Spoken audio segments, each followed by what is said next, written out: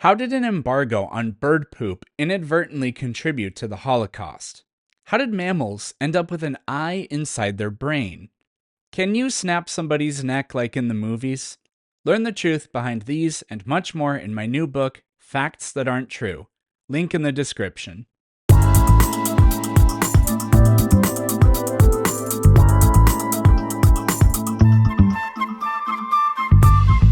Okay, let me ask you one more question. As a Christian, I've argued sometimes the minimum facts of the resurrection of Jesus with atheists. I Oh, like that argument from Gary Habermas.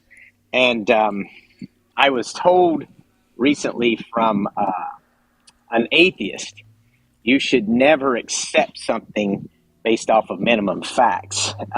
And I was just saying, well, it may be the case that the facts are so strong that they can be minimal to make the conclusion. And he rejected that idea. And I knew he held to the theory of evolution. So I said, okay, so if that's the case, would it be reasonable to say that you can't assume evolution is true simply on endogenous retroviruses alone?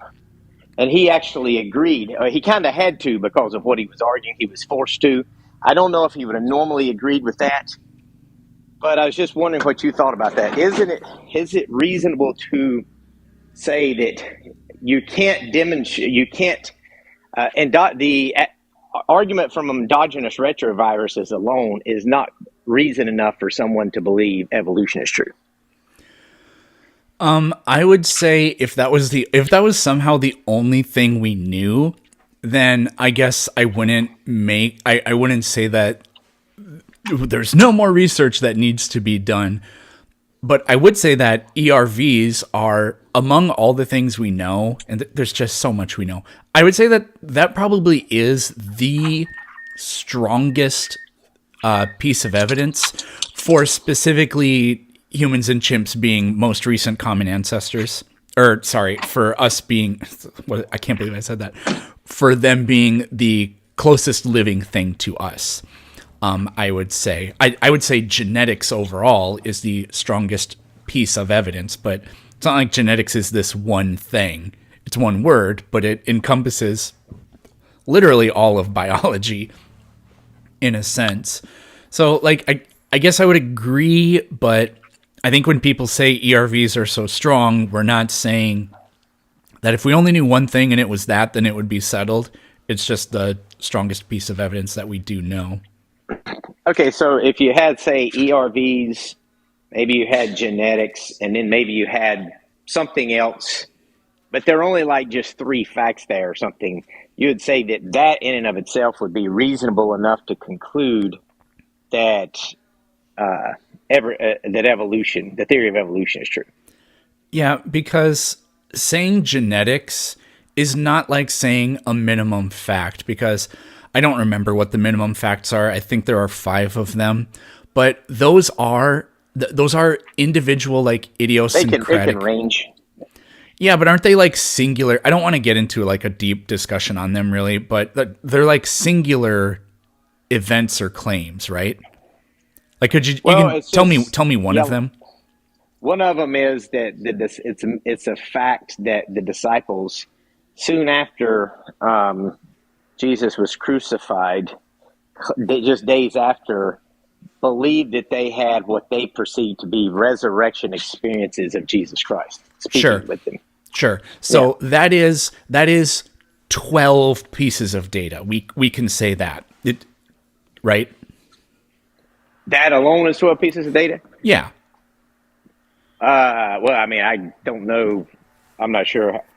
Well, 11, because Judas apparently killed himself. But so that one thing is 11 pieces of data. We can say it that. It's kind of goofy, but I think you know what I mean. Genetics, like individual people make it claim, right? Yes. Okay. So when we say genetics, and you'd be like, okay, well, that's only one thing. It's like, no, it's not one thing, because we've tested the genes of, I don't know, but it's certainly thousands of organisms. It's probably tens of thousands, if not hundreds of thousands. So what it actually is an entire like catalog of data points. It just falls under one field. So I've only ever heard this like once before, where like, I said like genetics, and somebody was like, okay, well that's only one thing. Like, well, it's not only one thing, not really. Okay, well, I think, and one last thing here. What are your thoughts? I've heard a lot of atheists say stuff like you should only believe things that can be falsified. Do you think that's a reasonable position for anyone to have? I don't, how do I want to say this? I don't blame people for having beliefs that are like maybe like in principle unfalsifiable. I don't think that that's necessarily like illogical. You could say it's illogical, I guess, but it comes natural to us. So I don't fault or blame people for that. But when you go around telling other people, I know what happens after I die, then I'm like, yeah, you have no recourse for making that claim with the confidence that you are espousing it. So I would say it in that way. I agree, but not exactly in the way they put it. So if someone would just say, I have confidence in my belief that when you die, you go to heaven or something like that, that would be reasonable. But to just say, when you die, you go to heaven you would say is, you wouldn't agree with, right?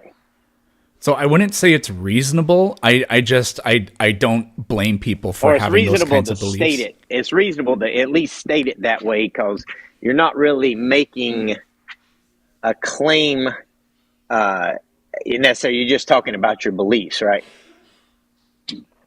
I mean, are beliefs claims? I mean, I guess they're claims in the sense of I claim to believe.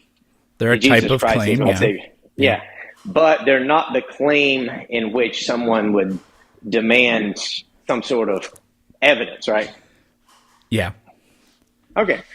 Well, that's really just all I was wanting to ask. I mean, I wanted to ask you some questions though, but if you can't stick around, then I mean, I guess I get it. Sure, I can. You can ask me a couple questions. I'm so curious. I'm so curious about your profile picture, but we'll get to that at the end if we have time. But when you said, I think in evolution they should teach the bad and the good, what do you mean? Well, I think when Darwin wrote Origin of Species, and then later on when he wrote Descent of Man, he said some things in Descent of Man appealing to scientists of that day when he was talking about things like races of humans. And he was racist. He thought like Aboriginals weren't very intelligent. Yeah, and that there was a bigger divide between like Aborigines and Caucasians than there was like the Aborigine and a lower ape. He thought that was a bigger gap. So, I don't think he thought that. He thought the gap between Africans and our common ancestor was less than it was between, like, for example, a white person and our common ancestor. He didn't think blacks and other apes were more closely similar than they are to other humans. He definitely didn't think that. There were people that had thought things like that.